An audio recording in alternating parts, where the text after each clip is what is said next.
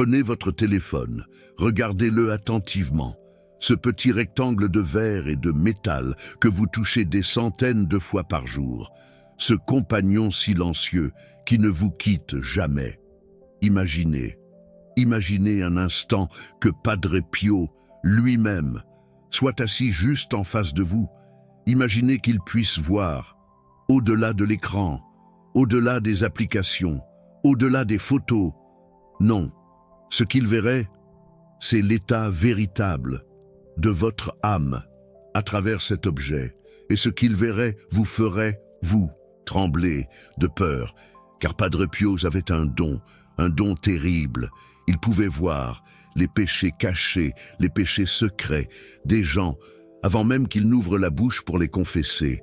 Dans le confessionnal, il connaissait déjà chaque transgression, chaque pensée impure, chaque mensonge. Et s'il était vivant aujourd'hui, s'il pouvait observer ce que nous faisons avec nos téléphones, il pleurerait comme il pleurait jadis en voyant les âmes se précipiter vers l'enfer. Sans même s'en rendre compte, cette vidéo va vous révéler quelque chose que vous ne voulez probablement pas entendre. Le péché que Padre Pio a vu dans ses visions prophétiques. Le péché qui infecte 90% des téléphones dans le monde. Un péché dont personne ne parle, parce qu'il est devenu tellement normal que nous avons oublié que c'en est un. Et avant que vous ne pensiez que cela ne vous concerne pas, laissez-moi vous dire quelque chose. Ce péché ne se limite pas à ce que vous croyez. Il ne s'agit pas seulement de ce que vous regardez. Il s'agit de ce que vous êtes en train de devenir, car le téléphone n'est pas un simple outil. C'est un portail vers votre âme. Et ce qui entre par ce portail façonne la personne que vous êtes. Padre Pio l'avait compris, bien avant même que le premier téléphone portable n'existe. Comment est-ce possible, vous demandez-vous? Parce que Dieu lui avait montré l'avenir, et ce qu'il avait vu l'avait profondément troublé. Nous sommes en 1962. Padre Pio est assis dans sa cellule au couvent de San Giovanni Rotondo. Il a 75 ans. Ses stigmates le font souffrir, plus que jamais. Mais ce soir-là, ce n'est pas la douleur physique qui le tourmente. C'est une vision terrible qu'il vient de recevoir. Frère Modestino, son assistant fidèle, entre dans la cellule pour lui apporter son dîner. Il trouve Padre Pio, le visage baigné de larmes, les mains tremblantes, murmurant des paroles incompréhensibles. « Père, qu'avez-vous vu ?» demande frère Modestino, inquiet. Padre Pio lève les yeux, son regard est celui d'un homme qui a contemplé l'abîme. « J'ai vu l'avenir, j'ai vu des générations entières hypnotisées par de petits miroirs lumineux. J'ai vu des hommes et des femmes passer leur journée à regarder ces miroirs, incapables de s'en détacher. J'ai vu des familles réunies autour d'une table, mais personne ne se parlait. Tous regardaient leurs miroirs. J'ai vu des enfants grandir sans jamais connaître le visage de leurs parents, parce que leurs parents regardaient toujours leur miroir. Frère Modestino ne comprend pas des miroirs lumineux. Cela semble absurde, mais Padre Pio n'a pas terminé. Et le pire, c'est ce que j'ai vu à l'intérieur de ces miroirs, des images de chair nue, des conversations de haine, des mensonges présentés comme des vérités, des démons déguisés en anges de lumière. J'ai vu le diable entrer dans les maisons des chrétiens par ces miroirs. J'ai vu des âmes se perdre, des mariages se briser, des vocations s'éteindre.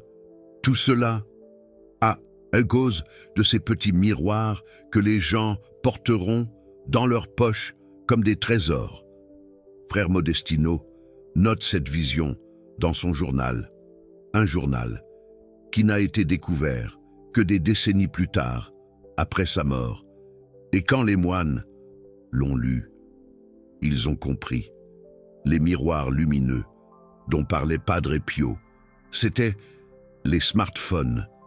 Il avait vu notre époque. Il avait vu ce que nous allions devenir. Mais ce n'était pas tout, car la vision de Padre Pio ne s'arrêtait pas à une simple description. Il avait vu le péché spécifique qui infecterait ces appareils, un péché si commun, si banalisé, que la plupart des gens ne le reconnaissent même plus comme tel. Ce péché, ce n'est pas celui que vous croyez. Vous pensez peut-être à la pornographie. Oui, c'est un péché grave, mais Padre Pio a vu quelque chose de plus insidieux encore. Quelque chose qui touche 90% des utilisateurs de téléphone.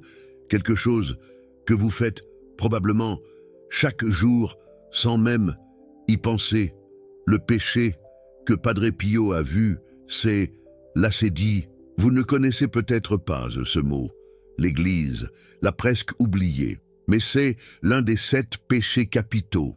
Et c'est peut-être le plus dangereux de tous. L'acédie, c'est la paresse spirituelle, mais pas la paresse que vous imaginez. Ce n'est pas le fait de rester au lit le dimanche matin.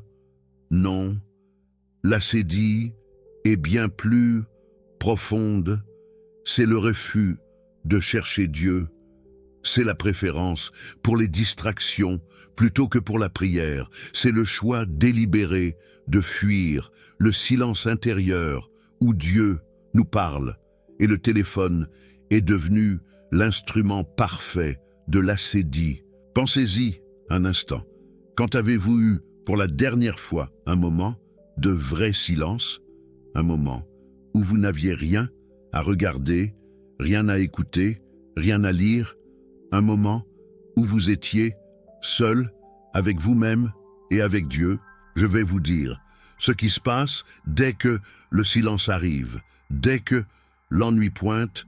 Vous prenez votre téléphone, vous scrollez, vous regardez des vidéos, vous lisez des commentaires, vous vérifiez vos notifications, vous faites n'importe quoi, sauf rester dans le silence. Et c'est exactement cela, l'acédie, la fuite du silence, la fuite de Dieu.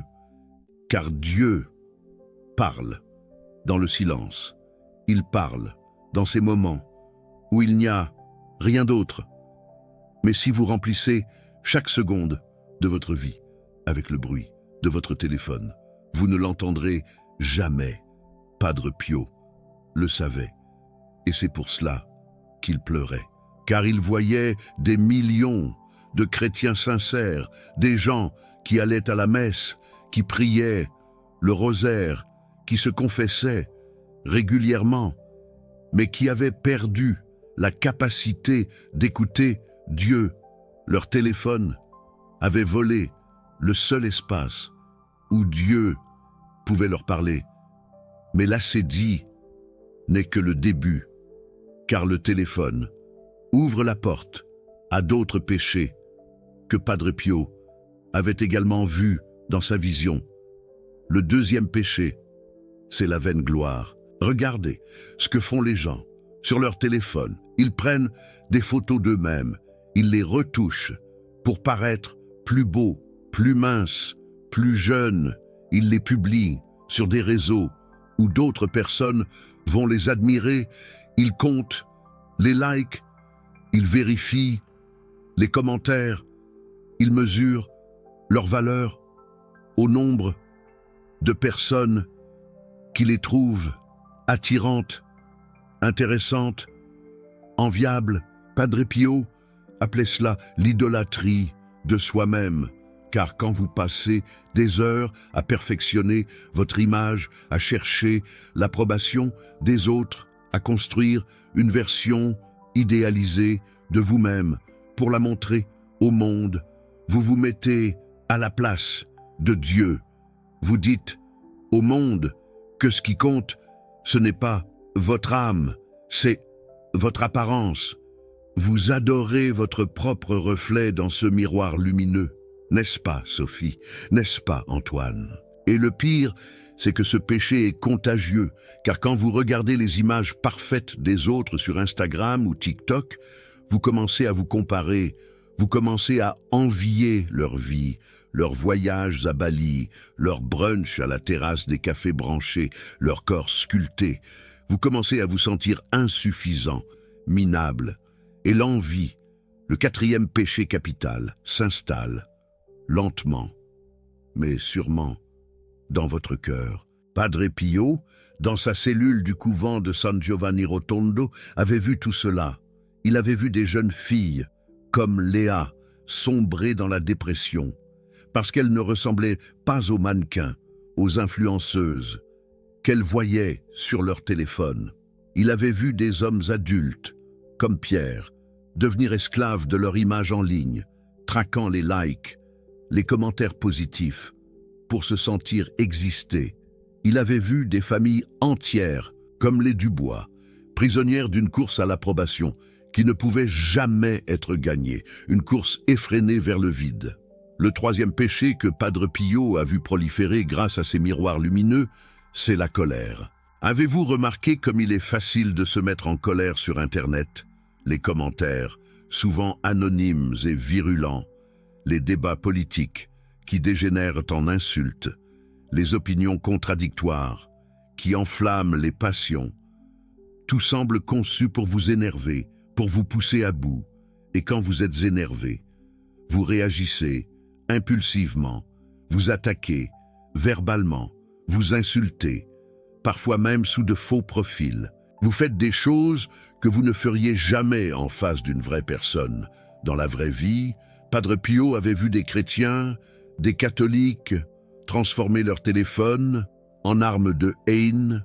Il avait vu des fidèles qui récitaient le chapelet le matin et répandaient la calomnie, des rumeurs infondées le soir sur Facebook. Il avait vu des paroisses entières, comme celle de Saint-Germain-des-Prés, déchirées par des disputes, des querelles intestines, qui avaient été commencées sur des groupes de discussion WhatsApp. La colère derrière un écran semble moins grave, moins réelle, mais c'est une illusion. Chaque mot de haine, chaque insulte que vous tapez sur ce miroir lumineux blesse une vraie âme, l'âme de quelqu'un. Et chaque mot de haine, chaque insulte que vous recevez vous blesse aussi. Même si vous croyez pouvoir l'ignorer, même si vous faites semblant d'être indifférent. Mais le péché le plus grave que Padre Pio a vu sur ces appareils, celui qui l'a fait pleurer plus que tous les autres, c'est celui dont personne ne parle, celui que l'on minimise, que l'on banalise. Ce péché, c'est le vol du temps, l'acédie moderne. Pensez à toutes les heures, les journées que vous avez passées sur votre téléphone. Léa, Pierre, Sophie, Antoine, pensez-y. Les heures à scroller sans but sur Instagram, à regarder des stories éphémères, les heures à regarder des vidéos divertissantes, mais que vous avez oubliées le lendemain, les heures à vérifier des notifications qui n'avaient aucune importance, aucun impact réel sur votre vie. Maintenant, pensez à ce que vous auriez pu faire avec ce temps précieux. Vous auriez pu prier, méditer, vous recueillir. Vous auriez pu méditer les Écritures, la Bible ou les textes des pères de l'Église. Vous auriez pu parler à votre conjoint, à votre femme, à votre mari, à votre compagne, à votre compagnon. Vous auriez pu jouer avec vos enfants, leur lire une histoire, les emmener au parc. Vous auriez pu visiter un malade, un ami seul, une personne âgée. Vous auriez pu appeler un ami qui souffre, lui offrir une écoute, un réconfort. Vous auriez pu faire quelque chose d'éternel, quelque chose de vraiment important, au lieu de quelque chose d'éphémère, de futile. Padre Pio était obsédé par le temps. Il disait que chaque seconde était un don de Dieu et que nous aurions à rendre compte de chaque seconde lors de notre jugement. Chaque minute perdue dans la futilité, dans la distraction, est une minute volée à l'éternité. Et un jour, quand vous serez devant Dieu, il vous montrera toutes ces minutes. Il vous montrera ce que vous auriez pu faire et que vous n'avez pas fait, et vous pleurerez, de regrets, de remords. Quand Padre Pio a vu les téléphones dans sa vision, il a vu des milliards d'heures aspirées chaque jour par ces écrans hypnotiques, des milliards d'heures que l'humanité aurait pu consacrer à l'amour, à la prière, à la bonté, à la contemplation, des milliards d'heures perdues à jamais, englouties par les ténèbres. Et il a pleuré. Vous vous demandez peut-être maintenant si Padre Pio aurait condamné les téléphones, sans appel, s'il aurait dit de les jeter, de les briser, de vivre comme s'ils n'existaient pas, de revenir à l'âge de pierre. La réponse est non, car Padre Pio n'était pas un extrémiste, un ayatollah de la foi. Il comprenait que le monde changeait. Il comprenait que la technologie faisait partie de la vie, qu'elle pouvait même avoir des aspects positifs. Ce qu'il condamnait, ce n'était pas l'outil en lui-même, c'était la façon dont nous l'utilisons, dont nous le laissons nous contrôler. Un jour, un homme riche, M. Dupont, est venu le voir en confession dans la cellule de Padre Pio, au couvent de San Giovanni Rotondo. Cet homme possédait une des premières télévisions de la région, un appareil encombrant, en noir et blanc. Il se demandait si c'était un péché de la regarder, de passer des heures devant cet écran. Padre Pio lui a posé une question simple. Cette machine, cette télévision, te rapproche-t-elle de Dieu ou t'éloigne-t-elle de lui? T'élève-t-elle ou te rabaisse-t-elle? Nourrit-elle ton âme ou la dessèche-t-elle? L'homme a réfléchi longuement. Il a admis qu'il passait ses soirées devant la télévision, au lieu de prier en famille comme avant, au lieu de lire la Bible. Il a admis que les programmes qu'il regardait étaient souvent vulgaires, abrutissants, et n'élevaient pas son âme, qu'ils étaient eux-mêmes parfois une source de tentation. Il a admis qu'il était devenu accro aux images en mouvement, à ce flot incessant de distractions. Padre Pio, lui, a dit quelque chose d'important, de fondamental. La machine n'est pas le problème. Le problème, c'est toi. C'est ton manque de maîtrise, de volonté. Tu as laissé la machine devenir ton maître, au lieu d'être son maître. Tu as laissé la machine décider de ton emploi du temps, de tes priorités, au lieu de décider toi-même. Tu dois reprendre le contrôle, te ressaisir. Sinon, cette machine te conduira en enfer, aussi sûrement qu'un vice, qu'une drogue. Ces paroles s'appliquent parfaitement au téléphone d'aujourd'hui, au miroir lumineux que nous tenons constamment entre nos mains. Le problème n'est pas le téléphone. Le problème, c'est nous. C'est notre faiblesse, notre addiction. Nous avons laissé le téléphone devenir notre maître, notre gourou, notre béquille. Nous vérifions nos notifications avant même de dire bonjour à notre famille le matin, avant même de remercier Dieu pour la nouvelle journée. Nous scrollons dans notre lit au lieu de prier, de méditer, de nous préparer spirituellement pour la journée. Nous préférons les conversations virtuelles, impersonnelles, aux vraies conversations, authentiques. Nous avons inversé l'ordre des priorités et le diable sourit, car c'est exactement ce qu'il voulait. C'est son objectif ultime. Il ne peut pas vous forcer à pécher directement, ouvertement. Il peut seulement vous distraire, vous détourner du chemin. Il peut seulement vous occuper avec des choses sans importance, futiles, pour que vous n'ayez plus de temps pour les choses importantes, pour la prière, pour l'amour, pour la vérité. Il peut seulement vous faire oublier Dieu, vous plonger dans l'acédie.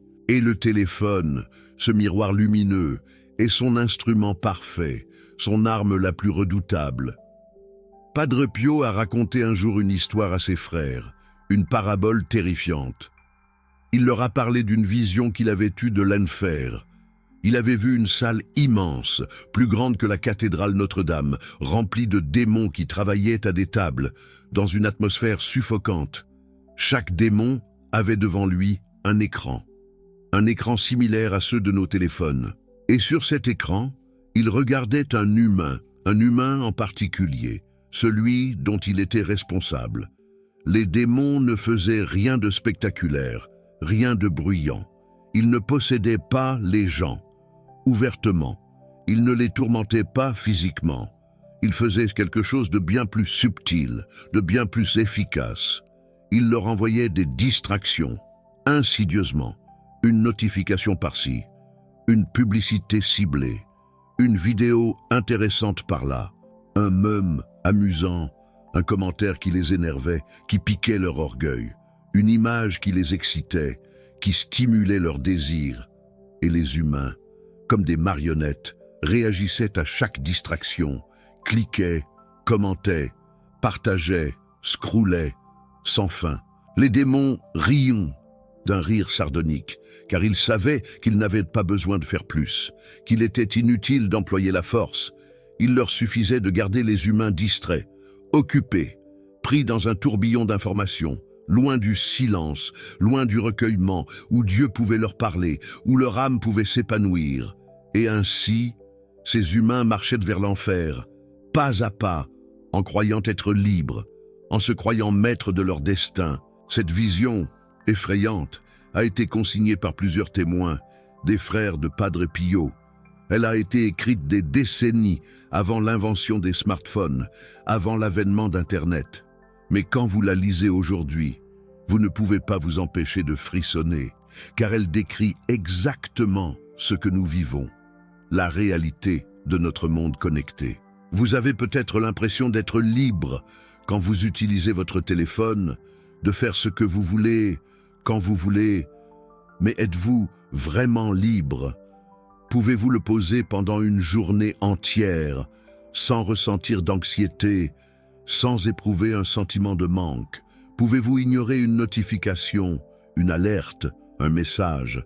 Pouvez-vous résister à l'envie de vérifier vos réseaux sociaux, de voir ce que les autres font, de comparer votre vie à la leur? Si la réponse est non, alors vous êtes esclave.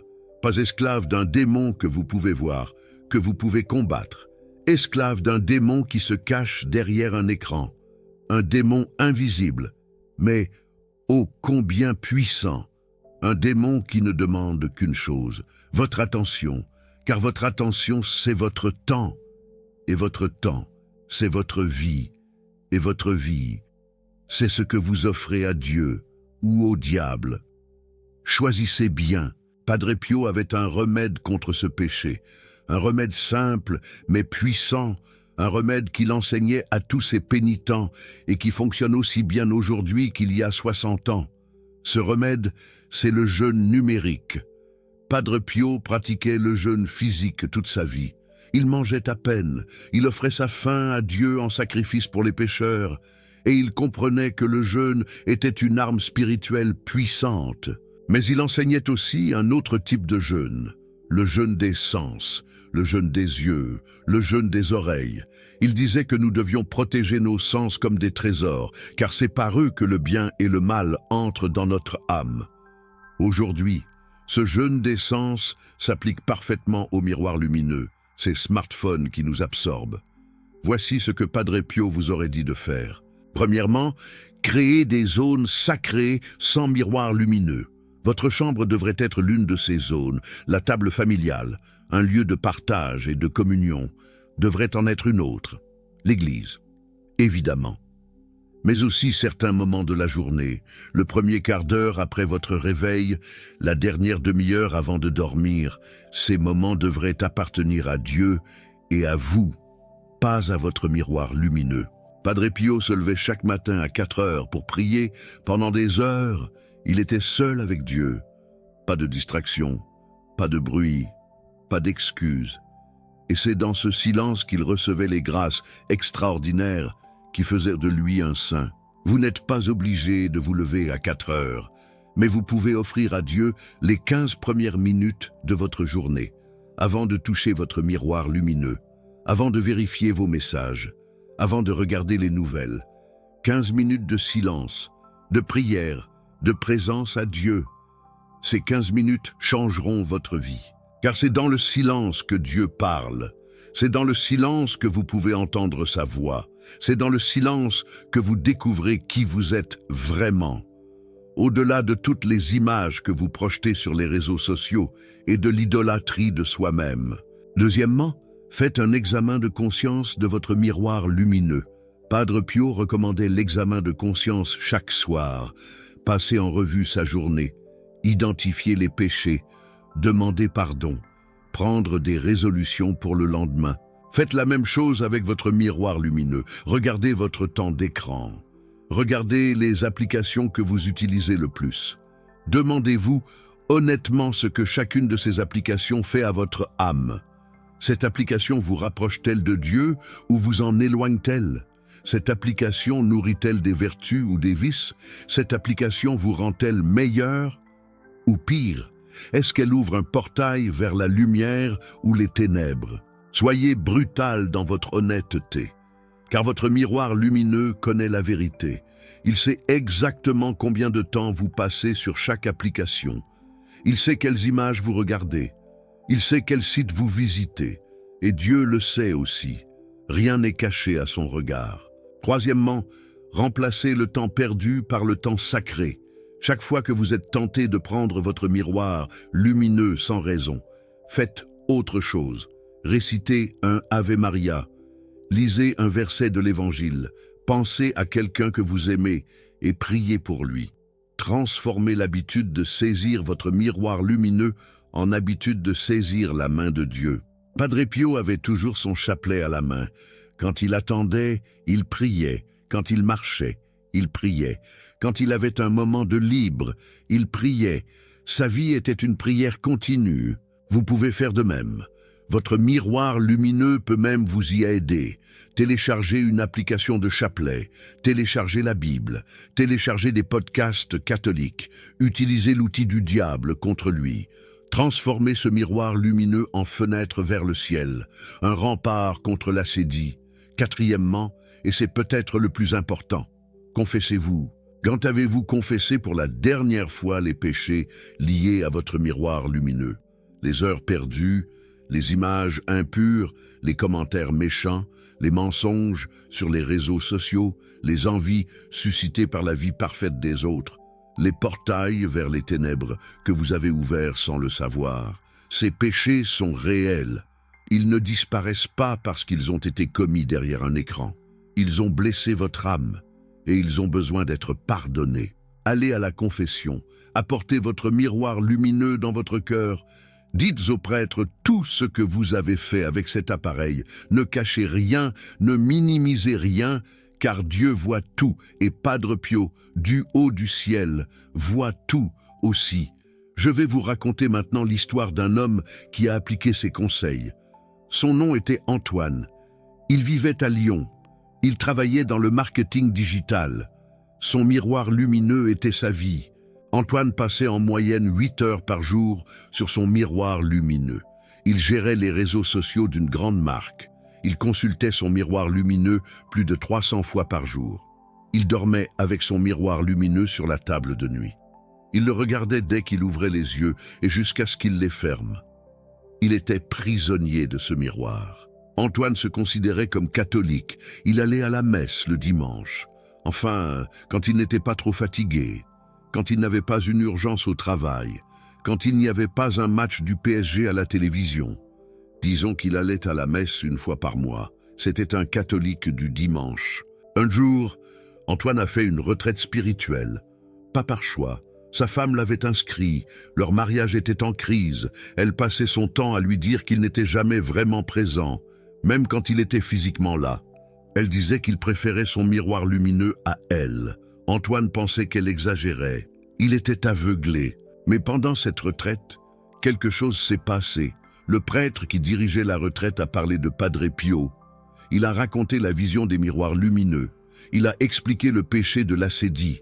Il a décrit comment les miroirs lumineux volaient nos âmes et ouvraient des portails vers l'enfer. Et pour la première fois de sa vie, Antoine a vraiment écouté. Ce soir-là, il a fait quelque chose qu'il n'avait pas fait depuis des années. Il a éteint son miroir lumineux complètement et il s'est assis dans le silence. Les premières minutes ont été terrifiantes.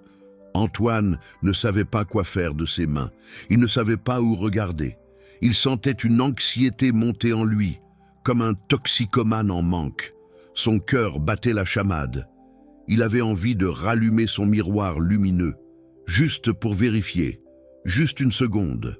Mais il a résisté, il a combattu, et après une demi-heure de cette torture, quelque chose d'extraordinaire s'est produit.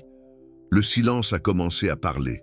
Antoine a commencé à entendre des pensées qu'il n'avait jamais entendues, des questions qu'il n'avait jamais posées, des vérités qu'il avait toujours fuites. Il a réalisé qu'il ne connaissait plus sa femme. Ils vivaient ensemble depuis 15 ans, mais il ne savait plus qui elle était vraiment. Il avait arrêté de lui poser des questions. Il avait arrêté de l'écouter. Il avait arrêté de la regarder. Parce qu'il regardait toujours son miroir lumineux. Il a réalisé qu'il ne connaissait pas ses enfants. Son fils de 12 ans traversait une période difficile. Mais Antoine n'avait rien remarqué. Il était trop occupé à vivre dans le monde illusoire de son miroir lumineux. Sa fille de 9 ans avait des difficultés à l'école. Mais Étienne, lui, ne s'en rendait même pas compte, parce qu'il était trop absorbé par son miroir lumineux, trop captivé pour remarquer ce qui se passait sous son propre toit. Il a fini par comprendre qu'il ne se reconnaissait plus. Il avait méticuleusement bâti une image de lui sur les réseaux sociaux, un homme qui réussit, qui voyage à travers le monde, qui mène une vie extraordinaire. Mais cette image, cette façade, ce n'était pas lui. C'était un mensonge soigneusement entretenu. Et il avait consacré tellement de temps à alimenter cette illusion qu'il en avait presque oublié qui il était vraiment. Et surtout, avec une douleur lancinante, il a réalisé qu'il avait perdu le contact avec Dieu. Bien sûr, il marmonnait parfois quelques prières, des formules automatiques, récitées à la hâte, sans la moindre conviction. Mais il n'avait pas sincèrement parlé à Dieu depuis des années. Il n'avait pas pris le temps d'écouter Dieu depuis des années, parce qu'il n'avait jamais de temps, parce qu'il y avait toujours une notification plus urgente, un message plus captivant, une image plus séduisante. Cette nuit-là, Étienne a pleuré. Il a pleuré comme il n'avait pas pleuré depuis sa plus tendre enfance. Il a pleuré sur tout ce qu'il avait perdu, tout ce qu'il avait gâché, toutes ces heures précieuses qu'il ne pourrait jamais récupérer. Et au milieu de ces larmes amères, il a entendu une voix, pas une voix audible, non, mais une voix résonnant au plus profond de son cœur, une voix douce et compatissante, qui lui disait simplement « Il n'est pas trop tard ». Le lendemain, Étienne s'est confessé, une vraie confession, pas ces aveux rapides et superficiels qu'il expédiait parfois, où il énumérait 3 ou 4 péchés vagues et repartait en 2 minutes. Non, une confession honnête, longue de 2 heures, où il a tout révélé, absolument tout. Le prêtre l'a écouté patiemment, sans l'interrompre. Quand Étienne a enfin terminé, le prêtre a posé une main réconfortante sur son épaule et lui a dit quelque chose qu'il n'oubliera jamais. « Mon fils, vous venez de vous libérer d'un esclavage, mais la liberté, la vraie liberté, n'est que le commencement. Maintenant, vous devez impérativement combler le vide, car si vous ne remplissez pas ce vide avec Dieu, soyez-en certains, le diable reviendra avec 7 démons plus redoutables encore que le premier. » Étienne a pris ces paroles très au sérieux. Il a décidé de changer sa vie, pas du jour au lendemain, non, pas parfaitement, mais progressivement, avec constance et avec une sincérité profonde. Il a instauré des zones sacrées dans sa vie, plus de miroirs lumineux dans la chambre, plus de miroirs lumineux à table, plus de miroirs lumineux pendant l'heure qui suit son réveil et l'heure qui précède son coucher, des moments de paix, de silence, de présence. Il a fait un examen de conscience numérique. Il a supprimé les applications qui lui faisaient du mal, celles qui le détournaient de l'essentiel. Il a imposé des limites de temps strictes à celles qu'il a conservées.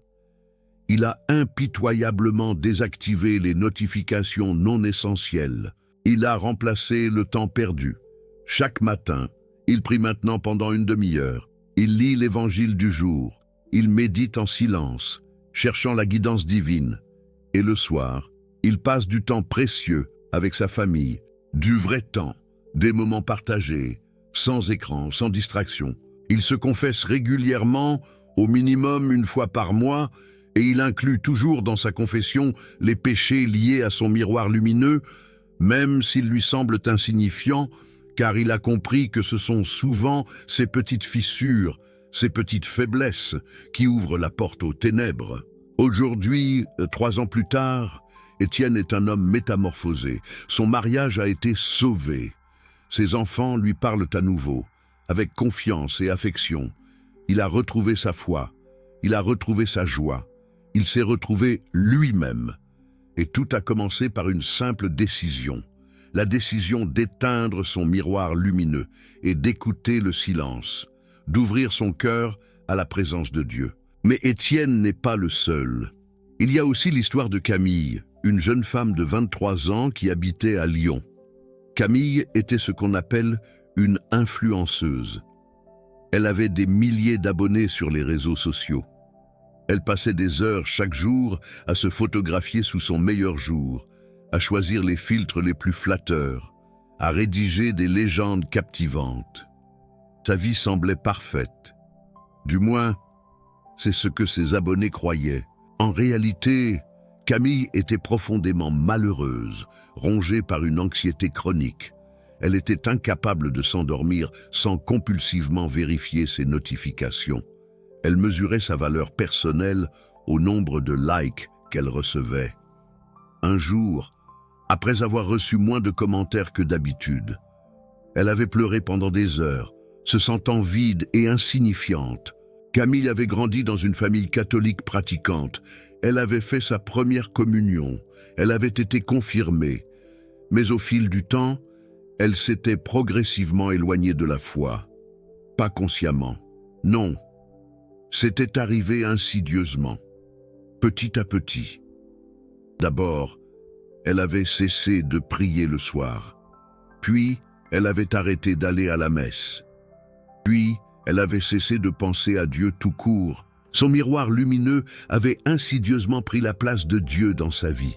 Il était devenu son idole, son obsession, son unique source de réconfort. Un jour, par un étrange hasard, Camille est tombée sur une vidéo de Padre Pio sur Internet. Ironie du sort.